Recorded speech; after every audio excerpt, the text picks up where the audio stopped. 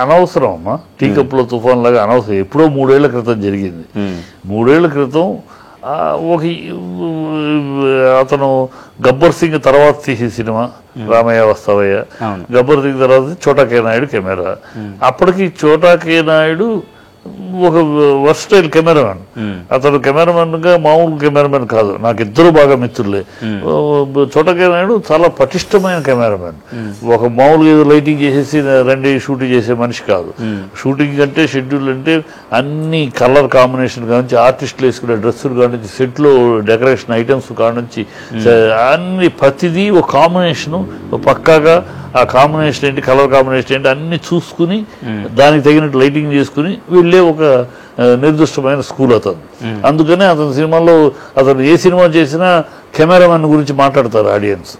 Camera work బాగుంది, ఆ specialised అతను. సో అతనికి ఒక పట్టు ఉంది. ఇతను గబ్బర్ సింగ్ హిట్ తోటి ఆ సినిమా మొదలెట్టాడు. సో సక్సెస్ లో ఉన్నాడు. అక్కడ చిన్న చిన్న న్యాచురల్ ఏంటి చిన్న క్రియేటివ్ డిఫరెన్స్ తన అనుభవంతో తను చెప్పటం కాదు నేను ఇలా అనుకున్నాను ఇలాగే కావాలి నాకు అంటాం. సరే నా ఐడియాతో నా ఎక్స్పీరియన్స్ తోటి చెప్తున్నాను ఇలా అయితే బాగుంటుందని అతను అంటాం. అవసరం లేదని నాకు నేను అనుకున్నాను నాకు ఇట్లాగే కావాలి అని అతను అంటాం. ఇట్లా చిన్న చిన్న ఈక్వేషన్స్ తో వచ్చే తేడాలు. ఆ తేడాలు అది ఆ సినిమా ఫ్లో ఎప్పుడైతే దెబ్బతిందో అదే సక్సెస్ అవుతుంటే ఇవన్నీ అసలు వచ్చేవి కాదు.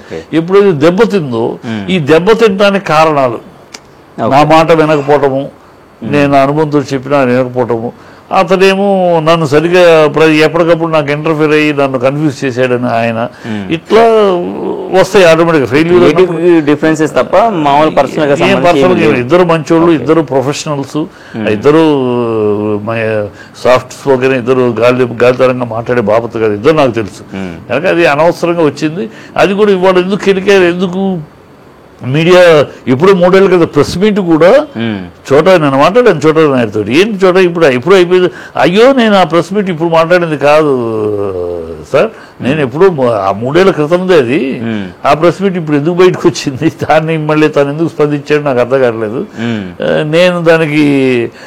నేను ఇప్పుడు దాని గురించి మాట్లాడాను అనుకో, ఎందుకు నేను అన్నాను ఆ రోజు తను అన్న మాటలేంటి, తను ఏమి నోరు జారాడు, ఏమి నోరు జారితే నేను ఈ అనాల్సి ఇవన్నీ చెప్పాలి. నాకన్నా చిన్నోడు, తనకన్నా వయసులో చిన్నాడు, అనుభవంలో చిన్నాడు.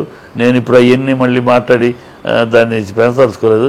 ఏదో చిన్నవాడు మాట్లాడాడు వదిలేస్తున్నాను, ఐఎమ్ నాట్ వరీడ్ అబౌట్, పట్టించుకోవట్లేదు అని చెప్పేశాడు. అది ఎందుకంటే ఎప్పుడూ అయిపోయిందని ఇప్పుడు ఎవరికి వెళ్ళాడో. అందుకే ఇండస్ట్రీ పర్సన్ గా సీనియర్ గా మీరు అందరితో ఇంటరాక్షన్ లో ఉంటారు, అందరితో కమ్యూనికేషన్ లో ఉంటారు కాబట్టి మీరైతే క్లారిటీ ఇస్తారు. సో ఎవరికి ఏదైనా అటు చోటా గారి ఫ్యాన్స్ కావచ్చు, ఇటు హరిశంకర్ గారి ఫ్యాన్స్, ఇద్దరిది తప్పు, ఇద్దరిది తప్పు లేదు, తప్పు ఉంది ఇద్దరిది. అక్కడ సక్సెస్ లో అప్పుడే గబ్బర్ సింగ్ సక్సెస్ నుంచి వచ్చిన ఊపులో ఉన్నాడు తను. ఇతనేమో అప్పటికి ఎన్నో సక్సెస్ ఇచ్చి ఒక ఎస్టాబ్లిష్ అయిన కెమెరామెన్ విధానం, పద్ధతి, వర్కింగ్ స్టైల్ ఒక్కొక్కటి ఒక రకంగా ఉంటుంది. ఈ చోటా కే నాయుడు స్కూల్ అంతా విఎస్ఎఫ్ ఇలా వీళ్ళంతా ఒక స్కూల్. అంటే జస్ట్ ఏదో లైటింగ్ పెట్టేసి హీరో ఫేస్ బాగుందని చూసి కాదు, టోటల్ ఫ్రేమ్, ప్రతి ఫ్రేమ్ టోటల్ ఫ్రేమ్. ట్రాలీ వేస్తే కూడా ఈ బ్లాక్ లో ట్రాలీ స్టార్టింగ్ లో ఫ్రేమ్ ఎలా ఉంది, మధ్యలో ఎలా ఉంది, చివరికి ఇలా టోటల్ ఫ్రేమ్ ని చాలా హృదయంగా పక్కగా ఉండాలి. ఆర్టిస్ట్ ఎక్స్ప్రెషన్స్ బాగుండాలి, ఆర్టిస్ట్ లబ్స్ గా కనపడాలి, గ్లామర్ గా కనపడాలి. ఇట్లా ప్రతి విషయంలోనూ వాళ్ళు పర్ఫెక్షన్ కోసం తాపత్రయపడతారు. కమాండింగ్ ఆన్ ది సెట్ కెమెరామెన్లుగా కమాండింగ్ లో ఉంటారు. చేతులు కట్టు అలాగే ఉండదు. హీరో గారు అయినా సరే తనకు లైటింగ్ కి హీరో గారు నుంచోవాలంటే హీరో గారే నుంచోవాలి.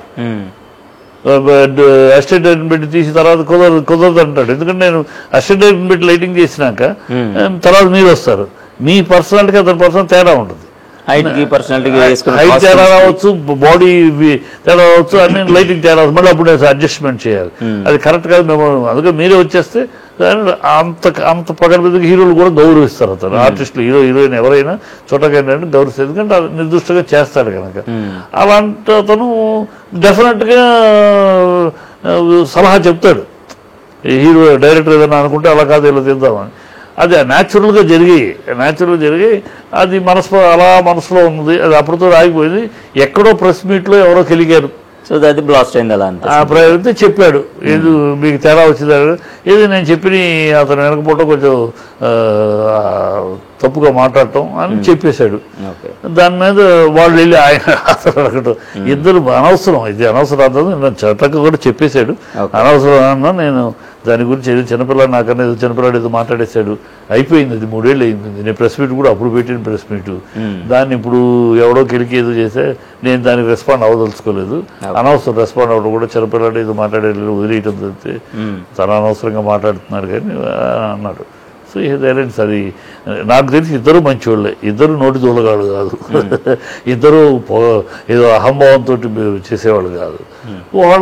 ఇద్దరి మధ్య ఉన్న వాళ్ళ మీద వాళ్ళకున్న విశ్వాసం అంతే, వాళ్ళ మీద వాళ్ళకున్న విశ్వాసం వల్ల డైరెక్టర్ ఈయన కాన్ఫిడెన్స్ లెవెల్స్ వేరు, సినిమాటోగ్రాఫర్ గా సీనియర్ గా ఆయన కాన్ఫిడెన్స్ లెవెల్స్ అక్కడ ఒకరికి చెప్పే సలహాలు ఒక్కోసారి మిక్స్ అవ్వక వచ్చింది తేడా అంతే.